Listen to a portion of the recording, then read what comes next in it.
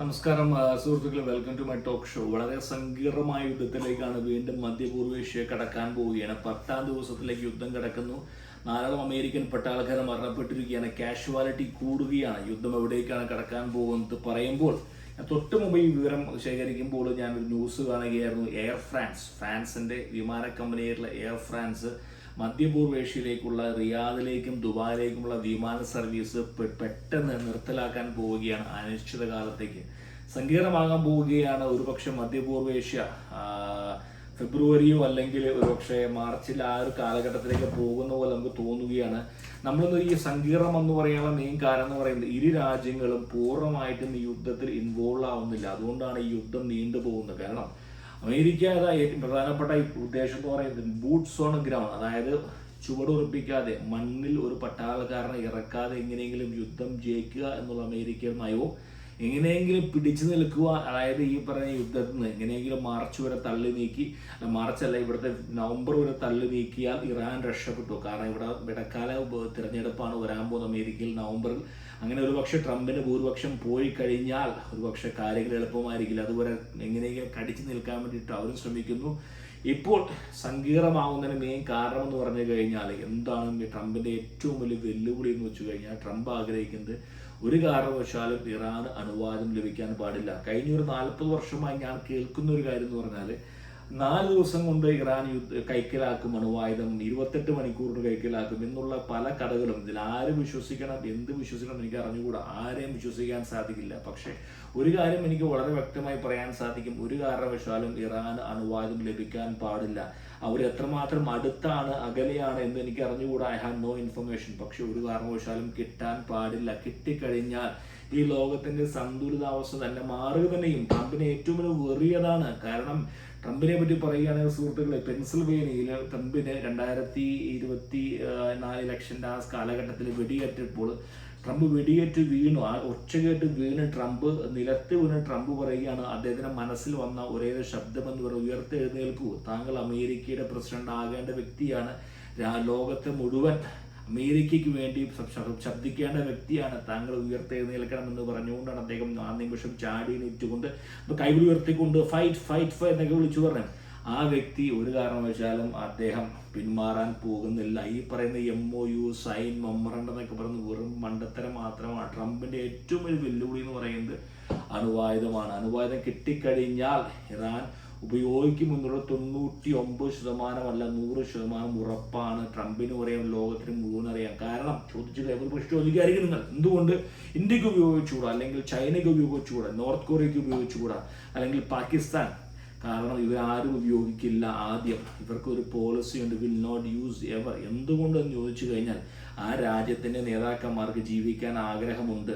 അപ്പോൾ നമ്മുടെ Xi Jinping, little rocket man, അദ്ദേഹമാണെങ്കിൽ ഇപ്പോൾ റിസർച്ച് നടത്തിക്കൊണ്ടിരിക്കുക എങ്ങനെ ചിരഞ്ജീവിയായി ജീവിക്കാമെന്ന്. കഴിഞ്ഞ മറ്റേ പുട്ടിനും ഷീ ജിൻപിങ്ങും പരസ്പരം സംസാരിക്കുക, നമുക്ക് എങ്ങനെ കുറെ കാലം ജീവിക്കാൻ. ഇവരൊക്കെ ജീവിക്കാൻ ആഗ്രഹമുള്ള നേതാക്കന്മാരാണ്. ഒരു കാരണവശാലും അണുവായുധം അവർ പ്രയോഗിക്കില്ല. പക്ഷേ ഇറാൻ ഈസ് നോട്ട് ദാറ്റ് വേ.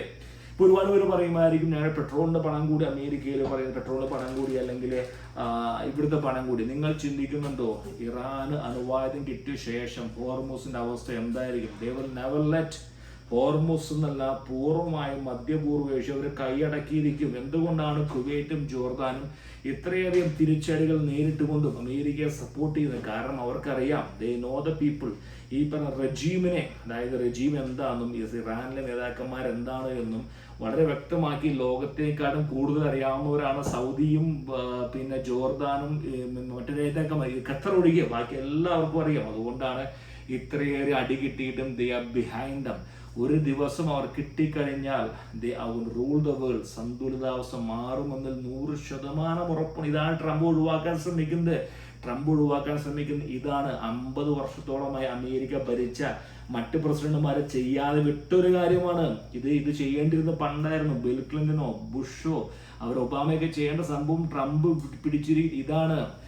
ട്രംപിற்கு അണുവായുധം കിട്ടിയാൽ ഹോർമുസിൽ കൂടെ ഇന്ത്യക്കെന്നല്ല ഒരു രാജ്യത്തിന് പോലും ഒരു ടാങ്കർ പോലും മുന്നോട്ട് കൊണ്ടുപോകാൻ സാധിക്കില്ല. കൊണ്ടുപോകണമെങ്കിൽ ടോൾ കൊടുക്കണം. ഇപ്പൊ കൊടുക്കുന്നതിനെക്കാട്ടും 100 ഇരട്ടി 2 ഇരട്ടി കൂടുതൽ കൊടുത്താലേ കൊണ്ടുപോകും. ചിന്തിച്ചു നോക്കുക. അതായിരിക്കും അവസ്ഥ എന്ന് പറയുന്നത്. ആ ഒരു അവസ്ഥ ഒഴിവാക്കാനാണ് പുള്ളി ശ്രമിക്കുന്നത്. സോ പേഷ്യൻസ് വെച്ചേ പറ്റൂ. അപ്പോൾ യുദ്ധത്തിൻ്റെ അവസ്ഥ എന്ന് പറയുന്നത് America is planning to demolish. America എന്ന് പറഞ്ഞാൽ അവസാനിപ്പിക്കാൻ തന്നെയാണ് അമേരിക്കയുടെ ഉദ്ദേശം. America believe in one thing, destruction, mass destruction. പാലങ്ങൾ, താവളങ്ങൾ, വിമാനത്താവളങ്ങൾ, റോഡുകൾ ഇല്ലാതാക്കുക. അമേരിക്കയുടെ പോളിസി ബ്രിക്ക് ആൻഡ് മോട്ടേഴ്സ് തകർക്കുക, അതാണ് അമേരിക്കയുടെ ഉദ്ദേശം. ഇസ്രായേലിന്റെ രീതി എന്ന് പറഞ്ഞാൽ വേറെയാണ്, അതായത് ടാർഗറ്റ് അസാസിനേഷൻ. അമേരിക്ക പറഞ്ഞിരിക്കാൻ ഇസ്രായേലിനോട് മാറി നിൽക്കാൻ പറഞ്ഞിരിക്കുക. നിങ്ങളൊരു പാറ്റേൺ ശ്രദ്ധിക്കണം. ഈ യുദ്ധത്തിൽ ഒരു ദിവസം പോലും ഇസ്രായേലിലേക്ക് ഒരു മിസൈൽ പോലും പോയിട്ടില്ല കഴിഞ്ഞ 10 ദിവസമായിട്ട്. എന്തുകൊണ്ട് ചിന്തിക്കേണ്ടിയിരിക്കുന്നു? കാരണം വേറെ ഒന്നും കൊണ്ടല്ല, ഇസ്രായേലിനോട് അമേരിക്ക മാറി നിൽക്കാൻ പറഞ്ഞിരിക്കുകയാണ്. You don't interfere. കാരണം തുർക്കിയും സിറിയയും ഇസ്രായേലിനെ അടിക്കാൻ തയ്യാറെടുക്കുന്നുള്ള ഇന്റൽ കിട്ടിയിരിക്കുകയാണ്. അതുമാത്രമല്ല, ഇറാന് നല്ല പേടിയുണ്ട്. ഇറാന് പേടി എന്ന് പറഞ്ഞാൽ ഇസ്രായേലിന്റെ മിസൈലിന് എല്ലാ പേടി, ഇസ്രായേലിന്റെ അയൺ ഡോമിന് എല്ലാ പേടി, ഇസ്രായേലിന്റെ F-35 എല്ലാ പേടി. ദേ സ്കേഡ്. ഇറാൻ ഏറ്റവും കൂടുതൽ ഇസ്രായേലിനെ പേടിക്കുന്ന ഒരു വിഷയം എന്ന് പറഞ്ഞാൽ ടാർഗറ്റ് അസാസിനേഷൻ. IRGCയുടെ നേതാക്കന്മാരെ മുതൽ ആരെ വേണമെങ്കിലും മൊസാദ് ടാർഗറ്റ് ഇത് ഇല്ലാതാക്കാൻ സാധിക്കും. അതാണ് അവരുടെ ഏറ്റവും വലിയൊരു ബെനിഫിറ്റ്. കാരണം നേതാക്കന്മാർ എന്തുകൊണ്ട് അവർ ഇസ്രായേലിനെ ആക്രമിക്കാതെ ആസ് മച്ച് ആസ് ഡിലേ ചെയ്ത് മുന്നോട്ട് കൊണ്ടുപോവുക, എങ്ങനെയെങ്കിലും 2-3 മാസം പിടിച്ചു നിൽക്കാൻ സാധിക്കുക. തലയുണ്ടെങ്കിലല്ലേ ഇത് ഭരിക്കാൻ പറ്റൂ എന്നുള്ള ആ പോളിസി കൊണ്ട് മാത്രമാണ് ഈ ഇറാൻ ഇതുവരെ ഇസ്രായേലിനെ ആക്രമിക്കാത്തത്. പക്ഷേ എൻ്റെ അറിവ് പ്രകാരം പറഞ്ഞ ഇസ്രായേൽ തയ്യാറെടുക്കുകയാണ്. ഇന്ന് നെതന്യാഹു പുറപ്പെട്ടിരിക്കുകയാണ് ഇവിടുന്ന്. അദ്ദേഹം പുറത്തു പറഞ്ഞിരിക്കുന്ന ഇസ്രായേലിന് ഒരു പക്ഷേ ഏത് സമയം ആക്രമിക്കാം. ഇപ്പോൾ വേറെ ഇൻഫർമേഷൻ വരുന്നത് B-2 ബോംബേഴ്സ് അമേരിക്കൻ തയ്യാറെടുത്തിരിക്കുകയാണ്. Loaded and ready to fight. എവിടെ? പിക്കാസ് മൗണ്ടൻ എന്ന് പറയുന്ന അവിടെ ഒളിപ്പിച്ചു വെച്ചു എന്ന് പറയുന്ന ഈ 800-1000 കിലോഗ്രാം യുറേനിയം പിടിക്കാൻ അവർ തയ്യാറെടുത്തിരിക്കുകയാണ്. ബോംബിടാൻ ഒരുപക്ഷെ വരും ദിവസങ്ങൾ വളരെ കലുഷിതമായിരിക്കും.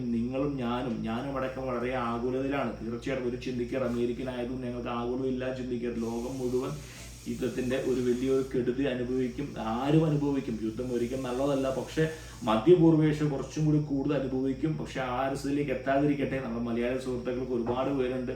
യുദ്ധം തീരും നമുക്ക് പ്രതീക്ഷിക്കാം. പക്ഷെ എന്തായി തീരുമെന്ന് നമുക്ക് അറിഞ്ഞുകൂടാ സുഹൃത്തുക്കളെ.